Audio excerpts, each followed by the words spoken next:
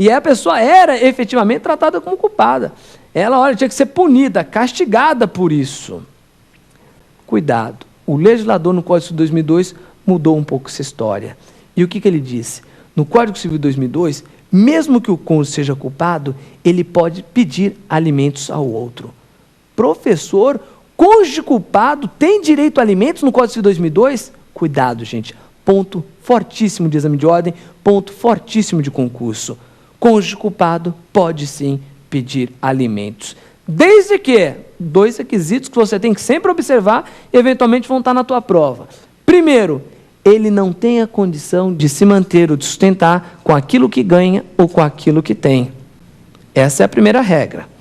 Segunda regra, nós temos que observar se ele não tem nenhum parente em condição de sustentá-lo. Então, olha só que interessante. Como regra geral, quando uma pessoa se separa, se divorcia, ou quando foi lá e desconstituiu a união estável, ela vai primeiro pedir alimentos a quem? A ordem, embora não esteja na lei, a doutrina coloca isso aqui de forma muito clara, a ordem é qual? Primeiro pede ao cônjuge, primeiro pede ao companheiro, somente depois ele vai para os parentes. Com relação ao cônjuge culpado, inverte-se essa ordem. Por que inverte-se essa ordem? Porque primeiro o cônjuge culpado deve pedir aos seus parentes. Somente não tendo ascendente, descendente ou colaterais de segundo grau, ou seja, irmãos, na condição de sustentá-lo, é que efetivamente ele pode pedir alimentos ao seu ex-cônjuge. Só que a gente tem mais uma observação importantíssima a fazer a respeito desse assunto, que é qual? Embora ele tenha direito a alimentos na vigência do Código Civil de 2002, os alimentos que ele tem direito não são os mesmos alimentos de uma outra situação normal, de separação ou de dissolução de união estável. Nós vimos que, em regra, o ex-cônjuge ou o ex-companheiro tem direito ao quê? Aos alimentos civis, que buscam a manutenção do status quo ante. Cuidado. Por que cuidado? Porque quando o cônjuge culpado pede os alimentos, ele somente tem direito aos alimentos naturais. O que são os alimentos naturais? São aqueles que têm por simples objetivo a manutenção do quê? Da vida digna daquela pessoa. Professor, não é a manutenção do padrão anterior, do status quo ante? Não vamos manter o padrão de vida. Vamos apenas dar uma condição de vida digna àquela pessoa. Poxa, professor, então é só moradia e a alimentação, a refeição em si da pessoa? Não. Cuidado, gente. Abrange também vestuário, professor? Claro que abrange. Vai abranger vestuário, vai abranger saúde. Agora vejam, é óbvio que com relação ao vestuário, nós não vamos ter manutenção do padrão anterior. Antigamente só vestia ternos de grife, a esposa só vestia vestidos de grife. Vejam, nós vamos ter a manutenção do vestuário, mas não no mesmo padrão. Nós vamos manter no padrão razoável. Veja, seria condizente com a dignidade da pessoa humana permitir que a pessoa ficasse andando com roupas rasgadas? Ah, não, mantém só a casa e a alimentação, o resto ele pode ver que nenhum maltrapilho. Vejam, não tem cabimento. Esses são os alimentos naturais, também conhecidos como alimentos mínimos. São apenas aqueles necessários à sobrevivência digna do ser humano. Ficou bem claro isso aqui? Meus amigos, no próximo bloco, pergunte ao professor, responderemos as 5 questões que foram enviadas pelos nossos alunos. Não saia daí, hein?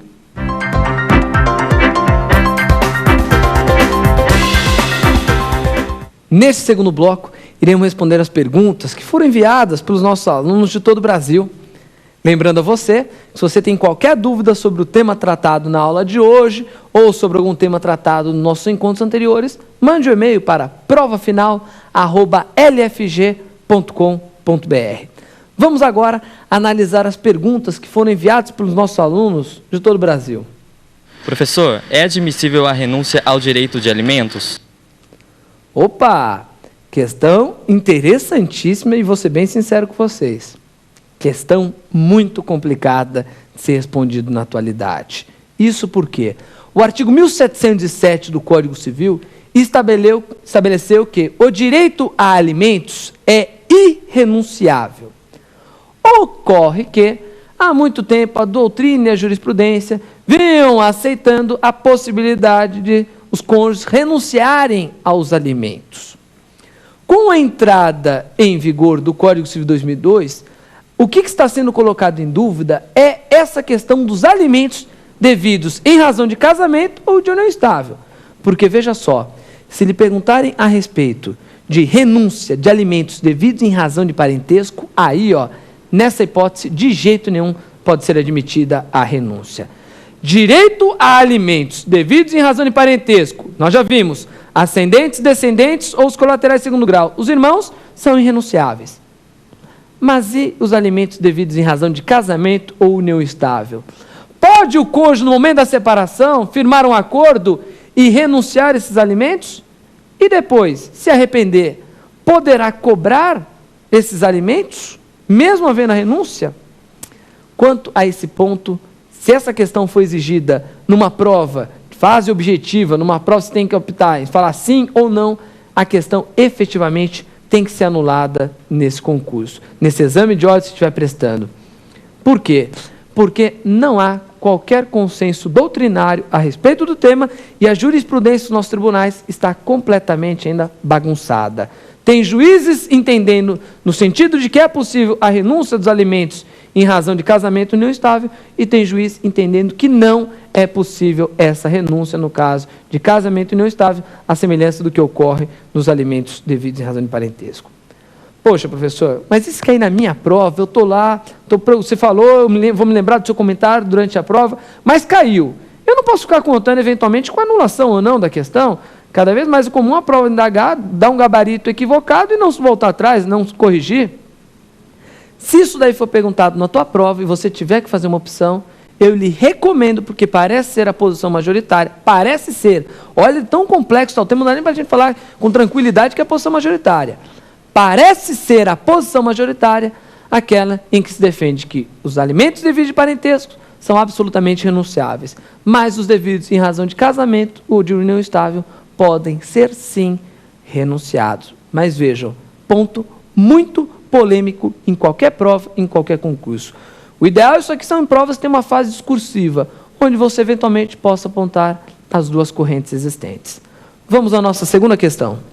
Professor, qual a diferença entre alimentos provisórios e alimentos provisionais? Também é outro, né? É quase que um tema tabu em prova, porque quando cai faz um estrago, o aluno tem pavor disso daí. Qual é a diferença entre os alimentos provisórios e provisionais? Não é a mesma coisa? Veja, claro que ambos são formas de fixação de alimentos. Uma forma de fixação de alimentos numa fase antecipada, um momento antecipado no processo. Agora você tem que tomar cuidado.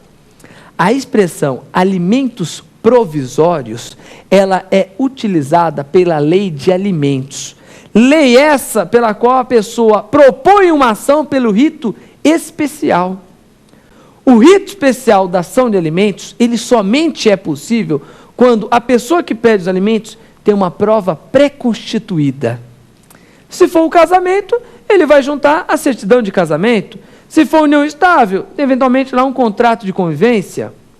Se for em razão de parentesco, uma certidão de nascimento que comprove ser filho daquela pessoa a qual ele pede, comprove seu neto, irmão, o que for.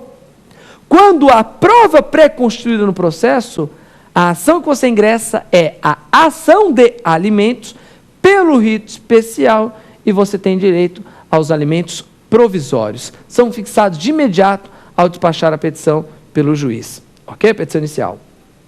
Agora vejam. E os alimentos provisionais? Os alimentos provisionais são formas de antecipar a determinação do quê? De pagar alimentos em um processo. Seja com medida de tutela antecipada, seja com medida liminar. É uma forma de antecipar a condenação final de pedido de alimentos. Só que cuidado. Os alimentos provisionais, eles somente existem, somente deve ser utilizada essa expressão, quando a atuação não tem uma prova pré-constituída. Ou seja, quando você tem prova pré-constituída, você entra com a ação de alimentos, alimentos provisórios. Quando você não tem prova pré-constituída da relação, você entra com outra ação, pode ser, por exemplo, ação de investigação de paternidade. Veja, você ainda não tem prova da paternidade. Você quer investigar, quer que seja reconhecida a paternidade de determinada pessoa e que essa pessoa seja condenada a pagar os alimentos. Esses alimentos são os alimentos provisionais. Veja só, Simples distinção terminológica. É, mas que gera muita